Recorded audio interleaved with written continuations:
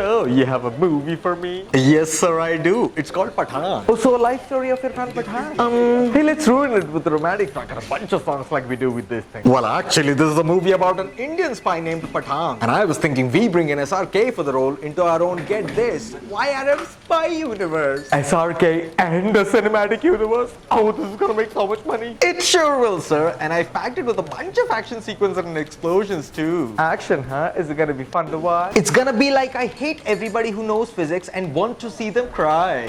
Physics, I love it. So what happens in this thing? So we meet this evil Pakistani general who's mad at India because they cancelled the Section 370. So he orders the leader of this terrorist organization, Jim, to bring India down to its knees. That's not vague at all. So the terrorist leader says it can be done, but he's gonna need some time. So we cut to 3 years later. Oh, time jump. Yeah, so now we see Jim finish building a plane-sized missile back in Afghanistan. Right. And then we see his men beating the crap out of a man, but he's laughing in their faces because he's hardcore. Pathaan. It's Pathaan, sir. SRK is back, baby, and it's now time to kick some ass. Oh boy, here we go. So then Pathaan punches a few guys, shoots a few with different guns, Sick. makes a bunch of them explode, and arrests a guy using a helicopter. What? He handcuffs a guy to a helicopter and then flies away. Interesting apprehension tactics. So tell me about Pathaan. What's his deal? Well, he's a celebrated Indian soldier, and 2 years ago he founded this special ops team called Jocker. Jocker? It stands for Joint Operations and Covert Research, but it's pretty much gonna be an Indian MI6 with our own M and Q. That's very creative. So we learn at Jocker that Jim was actually an Indian soldier who turned evil when the Indian government refused to negotiate with the terrorists for him and his pregnant Indian wife. Solid backstory. And now is India's problem because Pathaan has to stop him from attacking a couple of Indian scientists in Dubai. Burj Khalifa. And then we have this big action scene at the end of which Jim pulls 2 helicopters together with one hand. He does what? He pulls them together like they're a couple of balloons, sir. That doesn't seem possible at all. I feel like 2 helicopters would easily lift up a man if he pulled on them. I don't care. And now Pathaan has to go to Spain to spy on this woman Rubai, who's connected to Jim somehow. Rubai, huh? What's her deal? Well, she's this badass ex-ISI agent who can shoot really big guns and has a very flexible middle torso. What? Her middle part of the body is very flexible, sir. She puts in the ass for yoga, it's evident. Oh, flexible middle parts are tight. Oh! I apologize for how that sounded. Anyway, so Pathaan spies on her for a bit, does a little dance with her. Nice. But turns out she lures him directly into Jim's hands, who's wearing a very tiny underwear. What? The underwear, sir. It's triple XS. Oh my god. So now Jim has to drop on Pathaan, but he offers him a position in his organization instead. So tell me about this organization. What's it called? Outfit X. Outfit X? That sounds like a clothing brand for teenagers. Why would they name it that? Well, you see, this is a contract-based terrorist organization made of ex-agents from different military forces. Interesting. Like Rubai's ex-ISI and Jim's ex-RAW, and we don't really care about the others. So why not they call it something more appropriate, like Agent X or X-Commando, that really communicates their intent and solidifies. Well, listen, I'm gonna need you to get all the way off my back about Outfit X. Oh, okay. Let me get off of that thing. Great. Then Pathaan declines his offer, so Jim orders his men to kill Pathaan and leaves before the job is done. Why would you do that? So the movie can happen. Well, okay then. And after luring Pathaan into a trap, Rubai joins his side, saves Pathaan and kills the other guy. Why? You see, she reveals that she's actually current ISI and undercover. Really? And Jim wants something that's in the super secure vault in Moscow, and she needs Pathaan's help to get there before Jim. So she's obviously going to double cross him.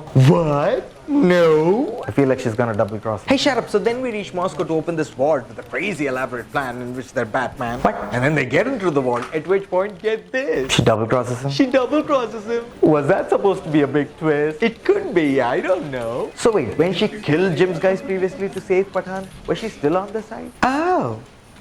Well, I guess she forgot about that part. Oh, whoops. Whoopsie, so what happens then? Now, Pathaan gets captured by the Russians, and Indian refuses to negotiate for him as they do, so they take him on a train. Why did they do that? Because I wanted the next set piece to be on a moving train, which is perfect for an entry from, get this, Salman Khan as Tiger. He's from the other movie. That's right, sir. So now Tiger and Pathaan join forces to kick some Russian ass and whatnot. Sick! So is Tiger just in this one scene or is he a full-on character in the movie? No, just this scene. Oh, okay. But we mention him a bunch of times and act like he's a big deal that everyone knows because this is a universe now. He's a big deal, huh? So does he bring Pathaan intel or ammo? Even better, sir. Painkillers. Painkillers? Oh yeah, a couple of action heroes splitting the painkillers. It's gonna be so cool. If you say so. I do. So now Pathaan tracks Rubai in Paris and goes there only to find out that she wanted him to find it. Why does she want that? Because Rakta Beach. What's Rakta Beach? Oh, we find out that it's Jim's evil plan this whole time. Or what is it, a dangerous bomb that destroys countries? It's smallpox that cuts through plastic. What? Well, Jim wants to give India smallpox, a disease that's already been cured and eradicated, but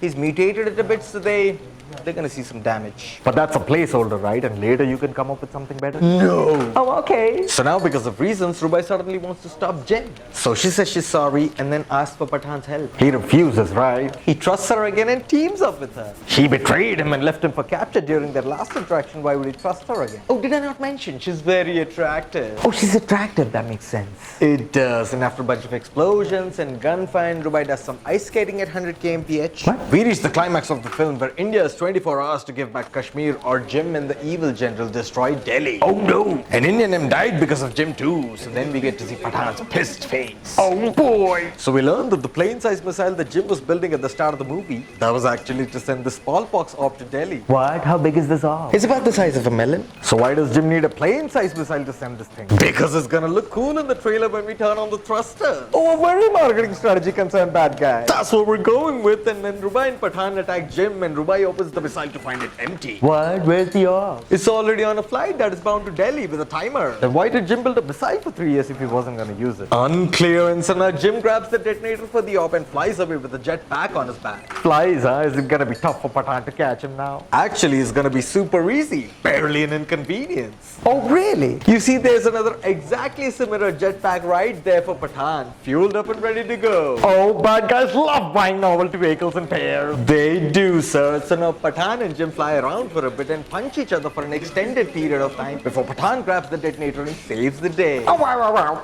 Wow. And then all the bad guys die and the good guys live to sing and dance, and then that's about it. What do you think? Well, it sounds like a great time. Who should we get to play that Jim guy? Well, I was thinking we get someone who fits in a very tiny underwear and who's used to over-the-top objectification for years on end. I know just the guy.